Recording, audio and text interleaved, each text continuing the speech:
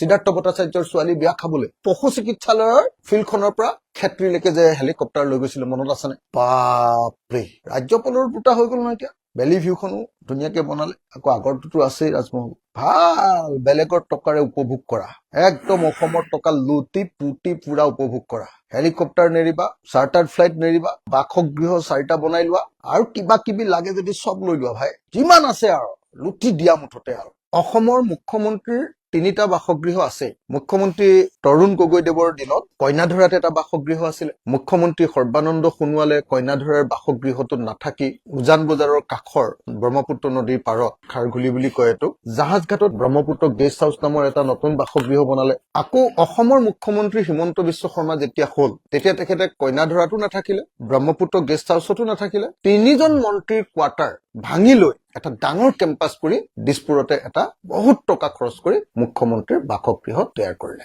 3টা বাসগৃহ তৈয়াৰ কৰাৰ পাছত অসমৰ মুখ্যমন্ত্ৰী হিমন্ত বিশ্ব শৰ্মাই নতুন এটা চৰকাৰী বাসগৃহ এইবাৰ আমিন গাঁৱত তৈয়াৰ কৰিব খুজিলে। PWD টেণ্ডাৰ দিছে বিল্ডিং। টেণ্ডাৰ মৰাৰ শেষ তাৰিখ 7 ফেব্ৰুৱাৰী।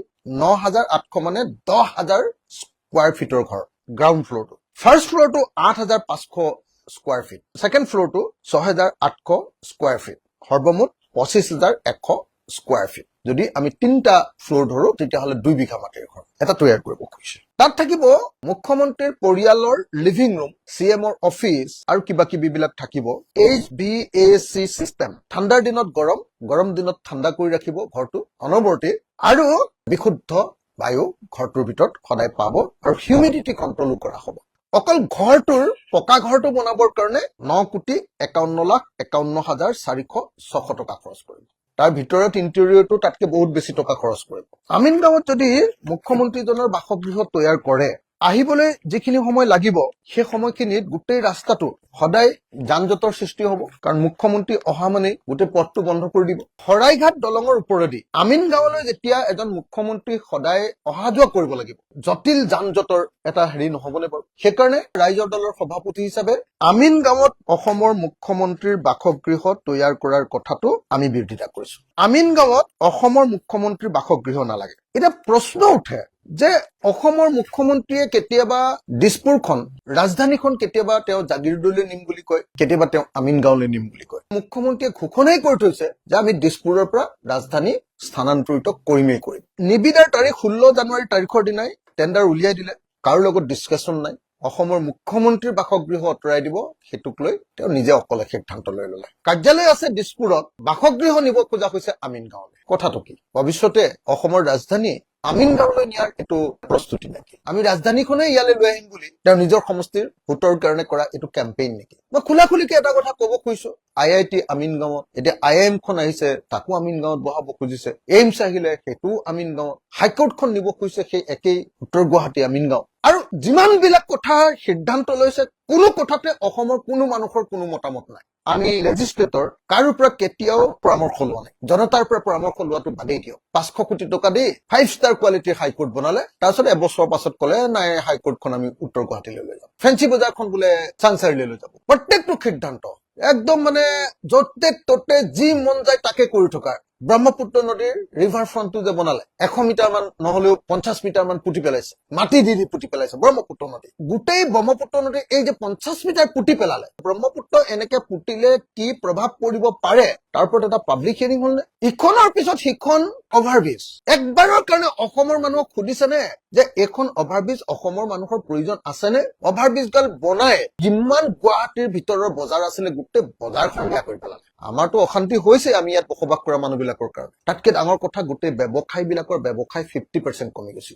চানমাৰী বজাৰখন এতিয়া অকল স্থানীয় মানুহৰ বজাৰ পৰিণত হ'ব, ইয়াত আৰু কোনো বাহিৰৰ মানুহ এতিয়া বজাৰ কৰিবলৈ নাই, চব ওপৰে ওপৰে যাব পাৰিব। গতিকে এই গোটেই যিটো তুগলকি কাম কৰি আছে, যোৱা 11 ডিচেম্বৰৰ দিনা ভাৰতবৰ্ষৰ ৰিজাৰ্ভ বেংকৰ ৰাজ্যবিলাকৰ ষ্টেটিষ্টিক্স ওলালে, কাৰ কেনেকুৱা অৱস্থা। সেই পৰিসংখ্যাত ক'লে যে মাল্টি ডাইমেনশ্যনেল পভাৰ্টি ইণ্ডেক্সত দৰিদ্ৰতাৰ ক্ষেত্ৰত আমি অসম ভাৰতবৰ্ষৰ ভিতৰত 4ৰ্থ দৰিদ্ৰ ৰাজ্য। 4ৰ্থ দৰিদ্ৰ ৰাজ্যখনত মুখ্যমন্ত্ৰীৰ কাৰণে 4টা বাসগৃহ ৰাজহুৱা টকাৰে, অফিচিয়েল ৰেচিডেন্স। আজিৰ দিনটোত অসমৰ এজন মানুহৰ এবছৰৰ ইনকাম 85,000 টকা। কনষ্টেণ্ট মানে পাৰ কেপিটা ইনকাম বুলি যাক কয় অসমৰ এজন মানুহৰ গড় জনমূৰি আয় এবছৰত এজন মানুহে ইনকাম কৰে 85,000 টকা তাকো 85,000 টকা মোৰ গাঁৱৰ মানুহজনে ইনকাম নকৰে হাজিৰা কৰা মানুহজনেও নকৰে এভাৰেজ ৰেটটো হ'ল 85,000 টকা যি সময়ত তাতকে 5 গুণ বেছি গোৱাৰ নিচিনা ৰাজ্যৰ সেই সময়ত আমাৰ 85,000 টকা অসমৰ মানুহৰ ইনকাম বঢ়াবৰ কাৰণে কোনো ব্যৱস্থা নাই তাৰ পাছত আমাৰ মুখ্যমন্ত্ৰীৰ চৰকাৰী বাসগৃহ 4টা লাগে এবাৰ কইনাধৰাত বনাব এবাৰ খাৰগুলিত বনাব এবাৰ দিছপুৰত বনাব এবাৰ আকৌ একদম নিজৰ সমষ্টি আমিনগাঁৱত বনাব কেনেকুৱা এটা ঘটনা ঘটিছে এইটো তুগলক নিৰু কাৰ নাম কম এতিয়া মই সেইকাৰণে মই স্পষ্টকে একদম ৰাইজৰ দলৰ স্থিতি ঘোষণা কৰিব খুজিছো যে ৰাইজৰ দলে আমিনগাঁৱত অসমৰ মুখ্যমন্ত্ৰীৰ কাৰ্যালয় বনোৱাটোৰ আমি বিৰোধিতা কৰিছো তাৰ কাৰণে যদি আমাক কোনোবাই বেয়াও পায় পাব পাৰে 2025 চনৰ 31 মাৰ্চৰ দিনা অসমৰ ধাৰ হ'লগৈ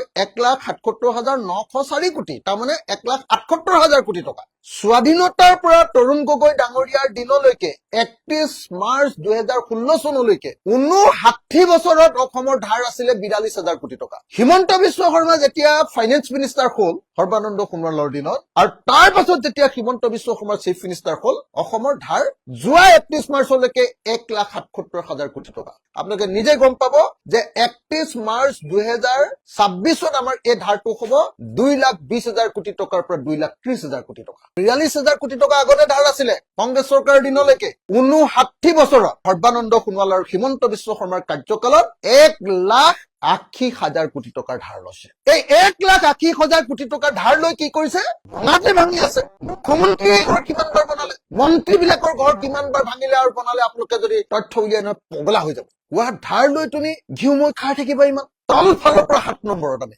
ইনকাম কৰাৰ ক্ষেত্ৰত 36খন ৰাজ্য আৰু কেন্দ্ৰীয় শাসিত অঞ্চলৰ ভিতৰত আমি 29 নম্বৰত গড় জনমূৰি আয়ৰ ক্ষেত্ৰত আজি অসমৰ মানুহে মাত্ৰ 67 বছৰ জীয়াই থাকে ভাৰতবৰ্ষৰ বেলেগ ৰাজ্যবিলাকৰ গড় আয়ু কিমান ওপৰলৈ গুচি গ'ল আপোনালোকে নিজে চাওক কেতিয়া সোনকালে মানুহ মৰে যেতিয়া ভালকে খাবলৈ নাপায় দৰিদ্ৰতা থাকে যদি প্ৰকৃতি মাতৃ বেছিকে মৰে সেইখন ৰাজ্যৰ স্বাস্থ্য খণ্ডই আটাইতকৈ বেয়া বুলি ধৰা হয় আৰু ভাৰতবৰ্ষৰ ভিতৰত আটাইতকৈ বেছি প্ৰকৃতি মাতৃৰ মৃত্যু ঘটে অসমত আৰু সন্তান জন্ম দিওঁতে বাচ্চা শিশুৰ মৃত্যু কণমানিটোৰ মৃত্যু ঘটাৰ ক্ষেত্ৰত আমি ভাৰতবৰ্ষৰ ভিতৰত 3 নম্বৰ এইটো হ'ল স্বাস্থ্য খণ্ডৰ মেইন বিচাৰ কৰাৰ দণ্ড ভাৰতবৰ্ষৰ ভিতৰত আমাৰ স্বাস্থ্য খণ্ড বেয়া তাৰ পাছত মুখ্যমন্ত্ৰীৰ চৰকাৰী বাসগৃহ 4টা কিমান বাৰ ঘৰ ভাঙিছে অকল মন্ত্ৰীৰ ঘৰ নহয় মন্ত্ৰীৰ কাৰ্যালয়কেইটা এইফালে দিলে বাস্তুশাস্ত্ৰই বেয়াকে কৈছে এইফালে দৰ্জাখন দিলে এনেকৈ হ'ব এই চকীখন এইফালেহে বহুৱাব লাগিব বুলি কিমান যে ভাঙিলে আপোনালোকে পিডব্লিউডিত এবাৰ হিচাপ ল'লে ভাল হ'ব সেকেন্ডাৰী এডুকেশ্যনত ভাৰতবৰ্ষৰ ভিতৰত আটাইতকৈ বেছি আধাতে স্কুলেৰে আমাৰ ল'ৰা-ছোৱালী প্ৰাইমেৰীটো আগতে 1 নম্বৰতে আছিলে এতিয়া অকমান 4 নম্বৰ নে কেই নম্বৰত পৰিছেগে আৰু এলপি স্কুলো আমাৰ সোনকালে এৰি দিয়ে গোটেই ভাৰতবৰ্ষৰ ভিতৰত 1 নম্বৰত আমি স্কুল এৰি দিওঁ আধাতে তাৰপাছত অসমৰ মুখ্যমন্ত্ৰীৰ চৰকাৰী বাসগৃহ লাগে কেইটা 4টা দিছপুৰতো থাকিব এদিন কইনাধৰাতো থাকিব এদিন খাৰগুলিতো ব্ৰহ্মপুত্ৰৰ হাৱা ল'ব আৰু এদিন গৈ একদম হেৰিয়াতো নিজৰ সমষ্টিত গৈ থাকিব মই ক'লে মানুহবিলাকে কয় বোলে এই সব কথাতে বিৰোধিতা কৰে আৰে এটাতো সহ্যৰো সীমা থাকে ন অন্য মানুহবিলাকে মাত নামাতে মই কি কৰিম কোনেও নকয় এইবিলাক কথা আজিলৈকে কোনোবাই কোৱা শুনিছে নেকি মই মাতিব লাগিব বিধানসভাতো যদি মাতিব লাগে মই মাতিব লাগিব উপায় নাই আপোনালোকে গালি পাৰি থাকিব উপায় নাই মানুহে কৈ থাকিব যে এই সব কথা নামাতে আৰে মই যদি নামাতো কোনেও নামাতে তেতিয়াহ'লে কি কৰিম কওক কৰবাতনো মুখ্যমন্ত্ৰীৰ 4টা বাসগৃহ থাকে নে চৰকাৰী বাসগৃহ দিছপুৰত আপোনাৰ অফিচ ভৱিষ্যতৰ মুখ্যমন্ত্ৰীজনৰ বাসগৃহটো আমিনগাঁৱত হ'ব এইটো হ'ব পাৰে নে কাৰ্যালয়ৰ পৰা 40 কিলোমিটাৰ দূৰত নবা মুখ্যমন্ত্ৰীৰ বাসগৃহ বনাই নে কি অসুবিধা হৈছে কওকচোন দিছপুৰত থাকিবলৈ কি অসুবিধা আছে কওকচোন কইনাধৰাত থাকিবলৈ গতিকে অনতিবিলম্বে অসমৰ মুখ্যমন্ত্ৰীৰ এই হঠকাৰী সম্ৰাট নিৰু আৰু তুগলকৰ এই তুগলকি কামটো বন্ধ কৰিব লাগে এইটো নহয় আৰু সব বস্তু কিহৰ আমিনগাঁৱত অকল সব বস্তু দিবগে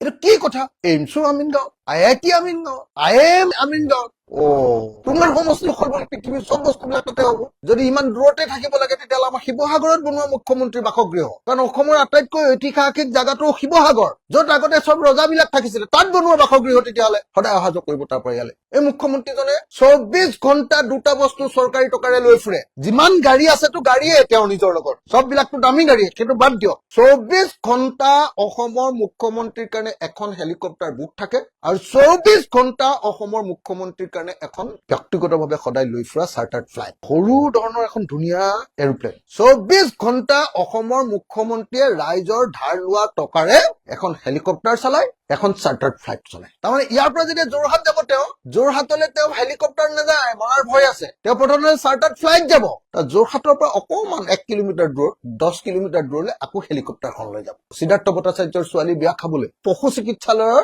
ফিল্ডখনৰ পৰা ক্ষেত্ৰীলৈকে যে হেলিকপ্টাৰ লৈ গৈছিলে মনত আছেনে বাপৰে ৰাজ্যপালৰ দুটা হৈ গ'ল নহয় এতিয়া ভেলি ভিউখনো ধুনীয়াকে বনালে আকৌ আগৰটোতো আছেই ৰাজমহল ভাল বেলেগৰ টকাৰে উপভোগ কৰা একদম অসমৰ টকা লুটি পুতি পুৰা উপভোগ কৰা হেলিকপ্টাৰ নেৰিবা চাৰ্টাৰ্ড ফ্লাইট নেৰিবা বাসগৃহ 4টা বনাই লোৱা আৰু কিবা কিবি লাগে যদি চব লৈ লোৱা ভাই যিমান আছে আৰু লুটি দিয়া মুঠতে আৰু